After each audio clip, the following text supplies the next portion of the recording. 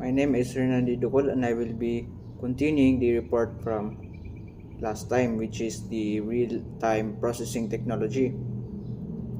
So dito tayo sa transaction processing procedures ng isang real-time system. So there is a total of 4 procedures or 4 departments. The first one is the sales procedure, the next is the warehouse procedure, the third is the shipping department, and then lastly is general ledger update procedures. So, let's start with the sales procedure. So, by the way, dito sa real-time system na to is assume natin na yung mga transactions or mga sales is sale on account. Basically, mga utang siya, hindi siya or on cash or credit card or cheque. Okay? So, let's start with the sales procedure. So, alam naman natin ano yung start ng sales. Basically, magpa-place ng order si customer. Yun yung first step. So, after ma-place ng order ni customer, ma-receive yun ng sales department. So, si sales clerk naman, after niya ma-receive yung customer orders is, i-check niya yung customer data ng customer na yun. For example, if may existing siya na unpaid balance sa company or sa business. And then, after niya ma-check yun is, i-check niya rin yung inventory. Kung may inventory pa ba sila na available para sa order ng specific customer na yon. And then after niya ma-check at okay na yung mga inventory tsaka yung accounts receivable or yung credit ng customer na yon is i-update na yung balance ng customer at saka i-reduce naman yung inventory ng store nila through the system. Okay? So after that na the sales clerk will authorize the release of goods. So after ma-approve na yung credit ng customer, they will authorize the release of goods through a document na tinatawag nating digital stock release document. So yung digital stock release document is basically it is a document that authorizes the release of goods to the customer. Okay, yung digital stock release document is isi-send yan ng sales clerk sa next departments. So the next department is warehouse procedure. Basically, si warehouse procedure is ang mangyayari is the first step is ma-receive niya yung authorization from the sales clerk. Okay, after niya ma-receive yung authorization at yung order ng customer na yun is diretso ipapack na yung goods or yung inventory na in-order ng customer. After maipack yung goods nila is isi-send na ito sa shipping department. Si shipping department naman, after niya makuha yung goods na napack ng warehouse procedure is i-reconcile niya ito with the document na na-receive niya from the sales clerk or the sales department. So after niya ma-reconcile and ma-okay yung inventory or yung goods na napack ng warehouse is the shipping department will now select a carrier to ship the goods. So after ma-select yung carrier at ma-ship na yung goods, then they will give notice to the other departments to update the system. Okay? So lastly, the general ledger update procedure is basically i-update lang yung mga general ledgers and journals ng company or yung store na yon. So kumbaga yung inventory control or yung accounts receivable ng company is i-update lahat yun through the general ledger update procedure. So basically that is the process of a transaction processing system of a yung transaction processing of a real-time system. Let's move on to the advantages of real-time processing. Itong mga advantage of real-time processing is compared to a batch system. So the first one is it shortens the cash cycle of the firm. So how? Sa batch systems kasi is usually may lag or delay before mapoprocess yung mga transactions nila. Kasi yung mga sales order or sales transaction sa batch system is napoprocess lang ito at the end of the day or pinoprocess ng system simultaneously. Compared to the real-time processing na ang mga sales transaction it is processed the moment the sales transaction happen. Okay? So, kumbaga, the moment na mag-place ng order si customer is diretso ipoprocess na yan ng system continuously through the day. So that is why it shortens the cash cycle. Okay, the next advantage is it gives the firm a competitive advantage in the marketplace. So that is the reason for that is sa real-time processing is since napoprocess kaagad yung mga transactions nila is na-update din yung mga inventory accounts nila.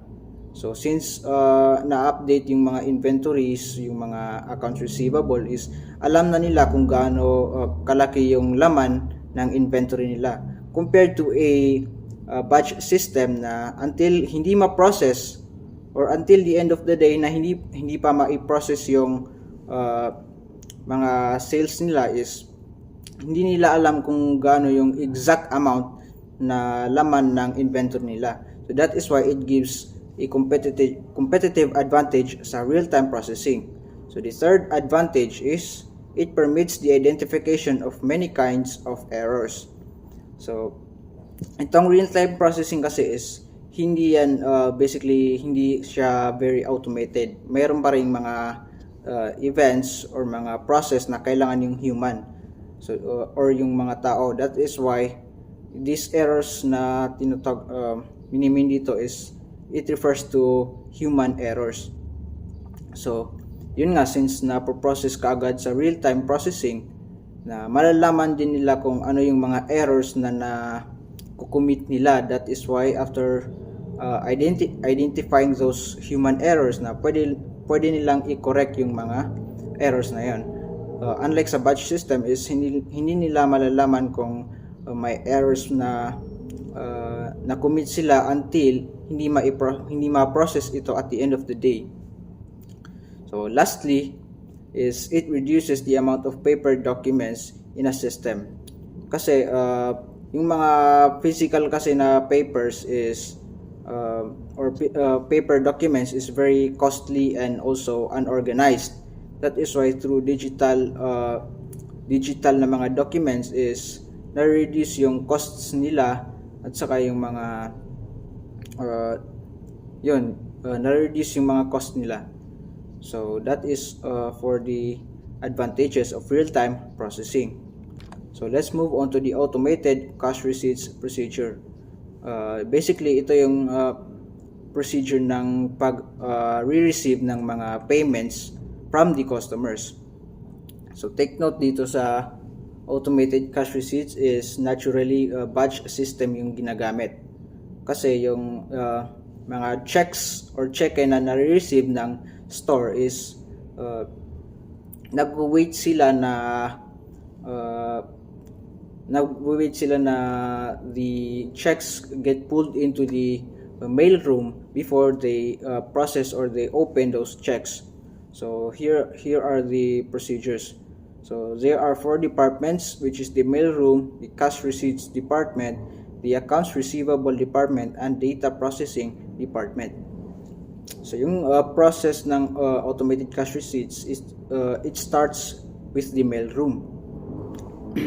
The mail room is dyan napupull yung mga checks, okay?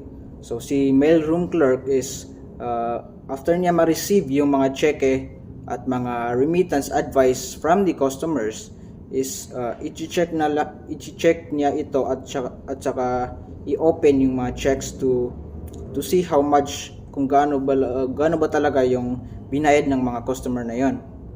And after checking those mga remittance advice at saka mga cheque is mag-prepare siya ng list na tinatawag nating remittance list. So sa remittance list nakalagay diyan kung magkano yung binayad ng customer at sino yung customer na nagbayad.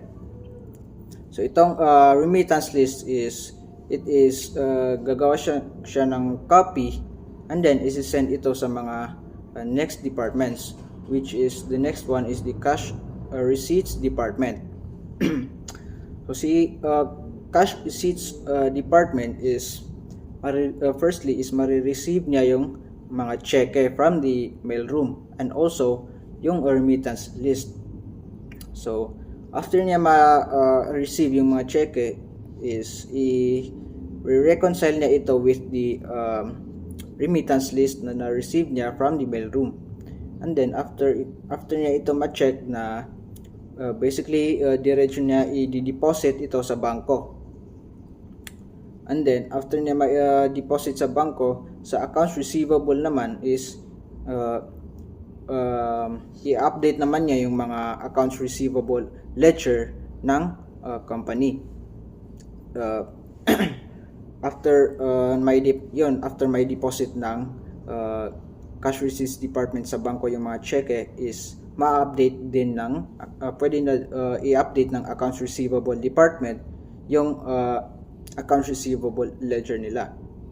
So after that, yung data na na-receive ng cash receipts department at saka yung accounts receivable department is maipaprocess ito sa data processing department. So basically paisahan niya ito at i-check yung dalawang mga documents from the cash receipts and in accounts receivable and i-update ito sa general ledger. Okay, so that is basically the procedure of a automated cash receipts. So sa re-engineered cash receipts procedure is same lang ito sa process ng automated cash receipts. However, the main difference is dito lang sa mail room.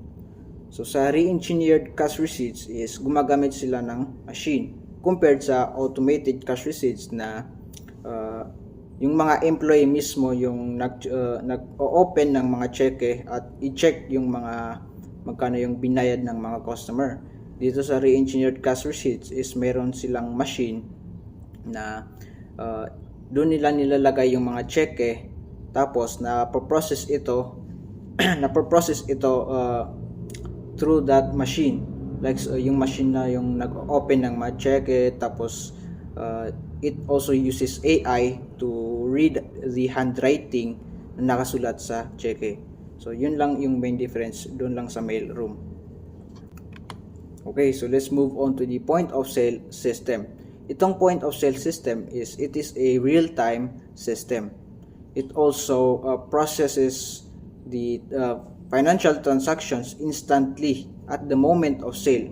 So the moment na may nangyari na sale is napoprocess din ng system, same lang sa real-time system. Pero ang pinaka-difference nila is the point of sale system is it only accepts cash, checks, and credit card. So basically wala silang accounts receivable na ledger kasi ina-accept lang nila is cash. Okay? Tapos yung mga inventory nila is it is kept within the store only. Like wala silang mga separate na warehouse or mga mailroom, wala din silang shipping department. Yung inventory nila is within the premises of the store only. So itong point of sale system is kadalasan nating nakikita sa mga grocery stores, mga retail stores, or mga sari-sari stores. Yan yung mga kadalasan na gumagamit ng point of sale system because it is very simple and also it only accepts cash. Wala silang mga sale on account or mga accounts receivable. So that is for my report, and the procedure of the point of sale system will be discussed by the next reporter.